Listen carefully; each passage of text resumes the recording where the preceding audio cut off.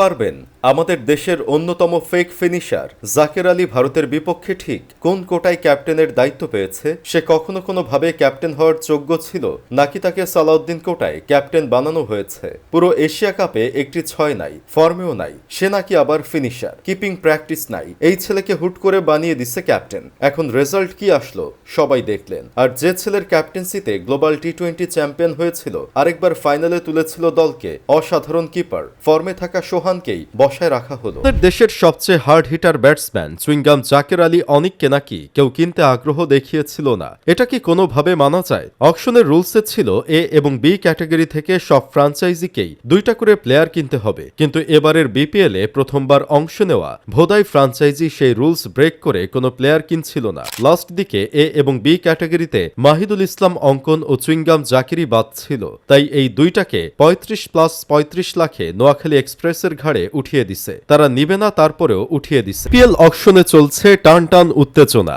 প্রথমেই নাম উঠেছে এ ক্যাটাগরির প্লেয়ার নাইম শেখের। কে কিনবে রীতিমতো চলছে সব দলের মধ্যে কাড়াকাড়ি। সিলেট টাইটান্স বলছে তারা নিবে, চট্টগ্রাম রয়্যালস বলছে তারাই ডট বাবা নাইম শেখকে নিয়েই ছাড়বে। দুইজনের কাড়াকাড়িতে ডট বাবা নাইমের দাম চলে গেল 1 কোটির উপরে। আর এই কাড়াকাড়ির মাধ্যমেই অকশনের সবচেয়ে দামি প্লেয়ার হয়ে গেলেন একজন ডট বাবা। He is a finisher. One day he will finish Bangladesh cricket. Saif Hasan আর পারভেজ ইমনের রান বাদ দিয়ে বাকি 9 ব্যাটার মিলে রান করেছে মাত্র 20। এর কারণ কি হতে পারে আপনারা কেউ কি জানেন? আমার তো মনে হয় বাংলাদেশের ব্যাটাররা হুট করে ডায়রিয়া রোগে আক্রান্ত হয়ে গেছিল, তাই সবাই নিজেদের মানসম্মান বাঁচাতে তাড়াতাড়ি আউট হয়ে ড্রেসিং রুমে ফিরে গেছে। তবে শামীম হোসেন পাটোয়ারির বোধ হয় ডায়রিয়া হয়নি। আমার মনে হয় তিনি ভাত খেয়ে তাড়াতাড়ি ঘুমিয়ে পড়বেন, এজন্য মাঠে ডাব্বা মেরে চলে এসেছেন। অন্যদিকে তাওহিদ হৃদয় ইন্টারন্যাশনাল খেলোয়াড়, তিনি 1 ম্যাচে রান করেছেন, পরের ম্যাচে তাই রান করবেন না, এটাই স্বাভাবিক। পাকিস্তানের এমন খেলা দেখে বাংলাদেশের অনেকেই বলছে,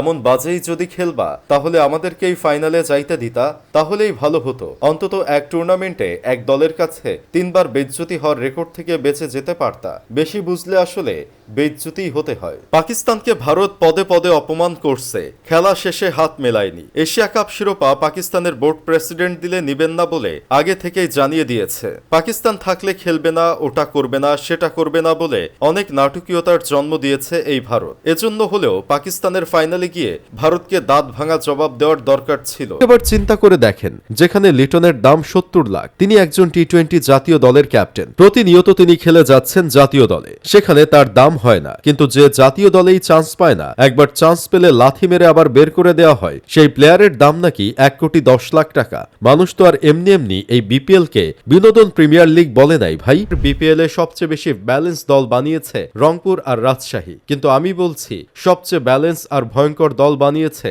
চুদলিংপং রয়্যালস ওরফে চট্টগ্রাম রয়্যালস। আমার কেন জানি মনে হচ্ছে এবারের বিপিএল এ তারা হবে ডার্ক হর্স, কারণ তাদের দল নিয়ে তেমন কথা হচ্ছে না। দিন শেষে তারাই বিপিএল এ ভালো পারফর্ম করবে, কেননা সব বুইড়া বুচরা প্লেয়ার যে তারাই কিনেছে। কক্সবাজারের সমুদ্র সৈকতে ব্যাট চালিয়ে বড় পরিসরে ঢেউ তুলেছেন আমাদের দেশের চুদলিংপং ব্যাটার নাইম শেখ। 163 বলে করেছেন 111 রান। এই ঝড়োয়া ব্যাটিং দেখে সামনের আইপিএল এর জন্য রাজস্থান রয়্যালস তাকে দলে ভিড়ানোর জন্য রীতিমতো ফোন করে যাচ্ছে। শোনা যাচ্ছে আমাদের দেশের এই চুদলিংপং ব্যাটারকে এবার আইপিএল এ রেকর্ড পরিমাণ মূল্যে কিনবে রাজস্থান রয়্যালস। এবার আসি ঢাকা ক্যাপিটালসের কাছে। ওনারা অকশনে যাওয়ার আগে হয়তো ডিসকাস করে নিয়েছিল যে আমরা অলরাউন্ডার ছাড়া দলে আর বেশি প্লেয়ার নিব না। তাসকিন আহমেদ ও সাইফুদ্দিন বাদে তেমন কোনো ভালো বোলার দলে ভিড়ায়নি, শুধু ভিড়িয়েছে সাব্বির রহমান, নাসির হোসাইন, ধানুশ সানাকার মতো অলরাউন্ডারদের। ব্যাটারদের মধ্যে আছে সাইফ হাসান, সাথে মিথুনকেও নিয়েছে 52 লাখ টাকায়। তাকে কেন নিয়েছে সে প্রশ্ন আবার কেউ করবেন না, শুধু প্রশ্ন করেন তাদের পেস বোলার কোথায়। তাদের দলে আগেরবার ছিল লিটন ও মুস্তাফিজ, এবার তাদেরকেও ছেড়ে দিয়েছে আর রংপুর ঘরে তুলে ফেলেছে। এবারও হয়তো ঢাকার স্লোগান হতে পারে হারবে ঢাকা, পারলে ঠেকা। সিলেট টাইটান্সও মোটামুটি ভালোই প্লেয়ার ভিড়িয়েছে। মেহেদি হাসান মিরাজ, নাসুম আহমেদ, সাইম আয়ুব, মোহাম্মদ আমির সহ অ্যাঞ্জেলো ম্যাথিউস। অন্যদিকে রাজশাহী ওয়ারিয়র্স নাজমুল হোসেন শান্ত, শান্ত, তানজিদ হাসান তামিম, মোহাম্মদ নওয়াজ, সাহেবজাদা ফারহান সহ দলে নিয়েছে তানজিম সাকিব, আকবর আলী ও মুশফিকুর রহিমদের। রংপুর রাইডার্সও কম কিসে, তারা মুস্তাফিজুর রহমান, নুরুল হাসান সোহান, খোয়াজা নাফে, সুফিয়ান মুকিম সহ আরও দলে নিয়েছে লিটন দাস, তৌহিদ হৃদয়, মাহমুদুল্লাহ রিয়াদ ও নাহিদ রানাদের। তবে এত ভালো দল বানিয়েও মনে হচ্ছে না চুদলিংপং রয়্যালসের সাথে কেউ পারবে। এই ধরনের বিনোদন হয় বলেই তো বলে। যেখানে মাহমুদুল্লাহ রিয়াদ ও মুশফিকুর রহিম অকশনের প্রথম রাউন্ডে দল পায় না, সেখানে জিয়াউর রহমান বুইড়া প্লেয়ারকে কিনে 30 লাখ দিয়ে। আসলে চট্টগ্রাম এবার লর্ড আর বুইড়াদের বেশি দামে কেনার দিকে এগিয়ে আছে। মনে হয় না তারা কোনোভাবে বিপিএল শিরোপা জেতার জন্য দল বানিয়েছে। তাদের অংশগ্রহণ করে অন্য কিছু হাসিল করার দরকার ছিল, তাই করতেছে। এজন্য তো তাদের ডিরেক্ট সাইনিং প্লেয়ার শেখ মাহাদি ফেসবুকে পোস্ট করে লিখেছে, ইট ওয়াজ এ রং ডিসিশন। কমেডি লিগে সবচেয়ে বড় কমেডি করতে যাচ্ছে এই চট্টগ্রাম রয়্যালস। মালিক পরিবর্তন হলেও স্বভাব পরিবর্তন হয় নাই এদের। আগের চেয়েও বাজে পরিস্থিতি হয়েছে। তবে আপনার কাছে কোন দলটা সবচেয়ে বেশি স্ট্রং মনে হচ্ছে? দেশের বিপিএল ড্রাফট যারা করে তারা কি উড়ন্ত পাতা খেয়ে এই ড্রাফটটা করে নাকি ভাই? না, মানে তাদের কাজকর্ম দেখলে তো এমনটাই মনে হয় যে চুইংগাম জাকির আলী কোনোদিন জাতীয় দলে রান করতে পারে না, লেগ সাইড ছাড়া হিট করতে পারে না। সেই জাকির আলী বিপিএল এর ড্রাফটের বি ক্যাটাগরিতে থাকে। আবার নাইম শেখের কোনো জাতীয় দলের সাথে সম্পর্ক নাই, যে টি-20 ক্রিকেটে ডট বল খেলার জন্য বিখ্যাত আর স্ট্রাইক রেট বলতে কিছু নাই, সেই প্লেয়ার থাকে এ ক্যাটাগরিতে।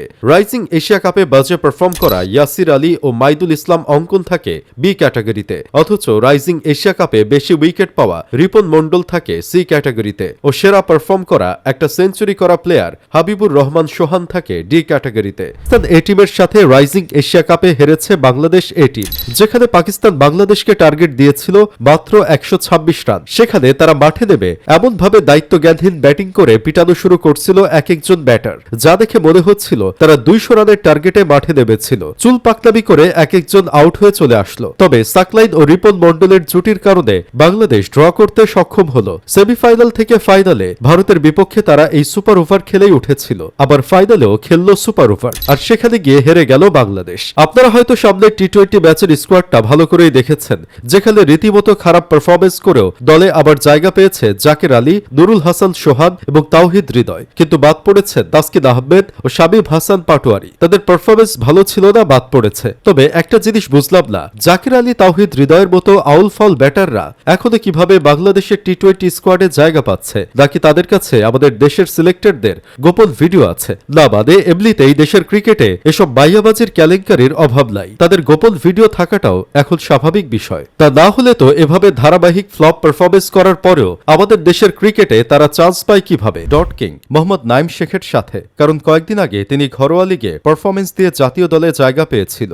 জাতীয় দলে জায়গা পাওয়ার পরেই তার পাওয়ার শেষ হয়ে গেছিল। তিনি বাংলাদেশের হয়ে খেলতে নেমে বল খেতে খেতে ট্যাপা মাছে পরিণত হয়েছিল। তারপর এয়ারপোর্টে এসে মানুষের গালাগালি খেয়ে ফেসবুকে ইয়া বড় একটা রচনা লিখছিল। সেই রচনা দেখে গবেষকরা প্রমাণ করছিল তার রানের চেয়ে তার লেখা রচনার ওয়ার্ডই বেশি ছিল। সেই রচনাতে তিনি লিখেছিলেন, আমরা লড়াই করব, আমরাই আবার জিতব। কিন্তু এই স্ট্যাটাস দেওয়ার পর থেকেই তিনি দল থেকে বাদ পড়ে গেছিলেন। দল থেকে বাদ পড়ার পর তিনি আবার হার্ডওয়ার্ক করা শুরু করে দেন এবং শেষ পর্যন্ত কক্সবাজার সমুদ্র সৈকতে গিয়ে এনসিএল এ রংপুরের বিপক্ষে 163 বলে 111 রান করেন। আসলে আমাদের এই শেখের জন্য হয়েছে ঘরোয়া লিগে টেস্ট খেলার জন্য, অথচ আমাদের বিসিবি তাকে জোর করে ধরে নিয়ে আসে ওয়ানডে ও টি-20 খেলার জন্য।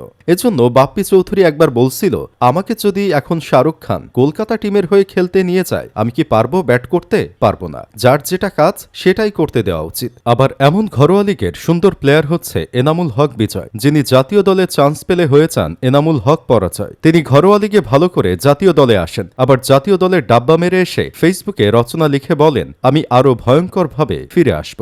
অবশ্য তিনি ফিরে আসেন, কিন্তু জাতীয় দলে নয়, ঘরোয়া লিগে ফিরে আসেন। এজন্যই বলি, যার যেখানেই স্থান তাকে সেখানেই ভালো থাকতে দিন, তাদেরকে সেখানেই গুছিয়ে নিতে দিন। শুধু শুধু তাদেরকে ঘরোয়া লিগ থেকে জাতীয় দলে নিবেন না, আবার ঠাস করে জাতীয় দল থেকে ফেলে দিবেন না। তাদেরকে পার্মানেন্টলি ঘরোয়া লিগের প্লেয়ার হিসেবে রেখে দেন, তাদেরকে আসলে আর অন্য কোথাও মানায় না। সর্বশেষ আমি বিসিবিকে একটা বুদ্ধি দেই, আসলে যেই গরু দিয়ে কখনো হাল চাষ হবে না, সেই গরু দিয়ে কখনো হাল চাষ করার চেষ্টা করবেন না। সেই গরু হয় বিক্রি করে দিবেন, আর না হয় গোয়াল ঘরেই রেখে দিবেন।